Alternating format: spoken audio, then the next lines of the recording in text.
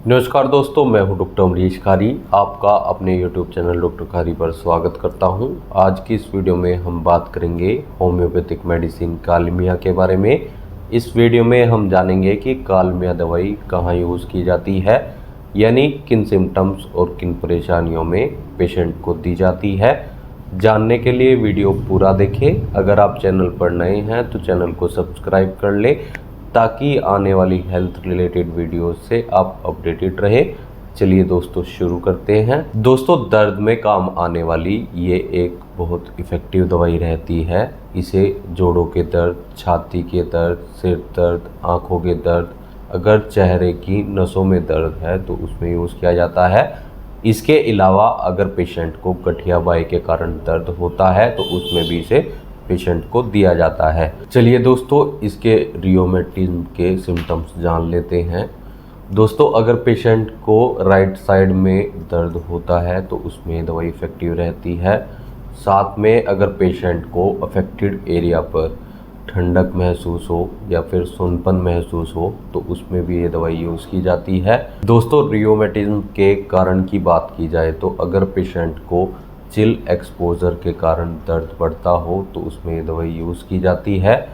इसके अलावा इसके और सिम्टम्स की बात करें तो अगर पेशेंट को शरीर में ऊपर से नीचे की तरफ दर्द ज़्यादा हो, यानी बॉडी पार्ट्स में या फिर जॉइंट्स में पेन ऊपर से नीचे की तरफ जाता हो तो ये दवाई इफ़ेक्टिव रहती है। पेशेंट को रियोमेटिज्म में लिम्स में वीकनेस फील होती है और जो पेशेंट को बॉडी में दर्द होता है उस पेन के टाइप की बात की जाए तो पेशेंट को स्टिकिंग या फिर शूटिंग टाइप का पेन होता है।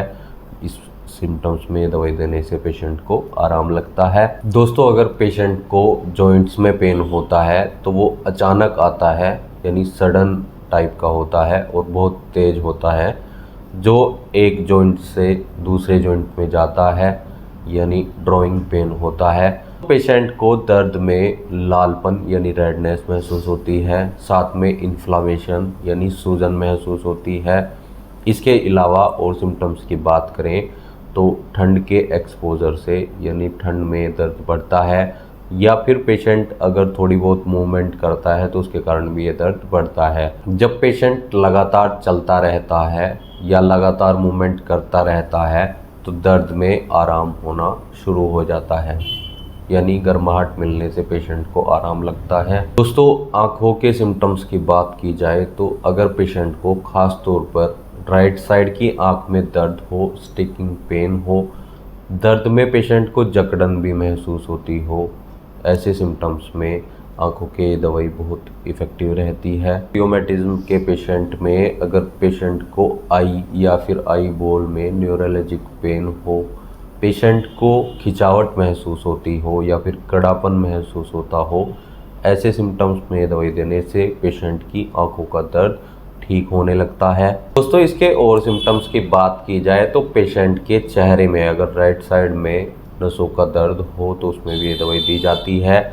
ठंड से ये दर्द बढ़ता हो या फिर पेशेंट को अगर इस दर्द में ठंडापन महसूस हो, नम्बनेस यानी सुनपन महसूस हो तो उसमें दवाई दी जाती है। पेशेंट को ये दर्द सिर में और कानों में भी जाता है और नीचे की तरफ जाता है, जो वहाँ तक फैल जाता है। ऐसे सिम्टम्स में ये दवाई बहुत इफ़ेक्टिव रहती है। दोस्तों, ये दवाई सिर दर्द में भी काम आती है। अगर पेशेंट को सिर दर्द के साथ चक्कर आते हों या फिर पेशेंट को सर्वाइकल का पेन हो तो उसमें भी ये दवाई दी जाती है।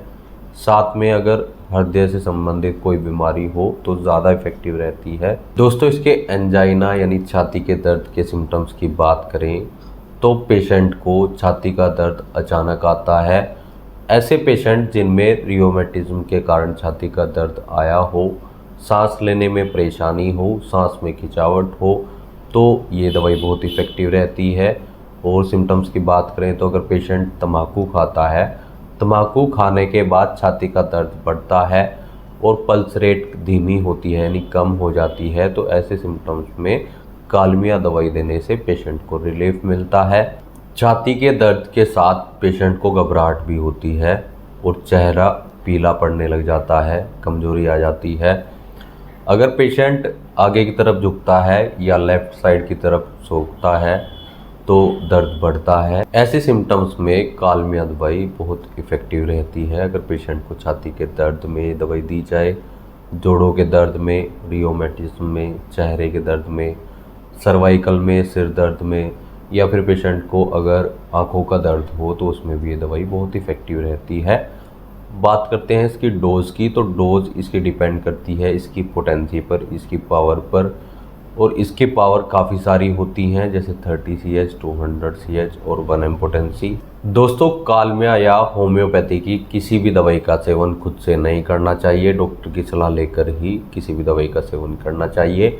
इसके लिए आप अपने डॉक्टर से मिल सकते हैं, नहीं तो दिए गए व्हाट्सएप नंबर पर हमसे संपर्क कर इलाज या सलाह ले सकते हैं। वीडियो देखने के लिए धन्यवाद। चैनल को सब्सक्राइब करें, वीडियो शेयर करें। Thank you.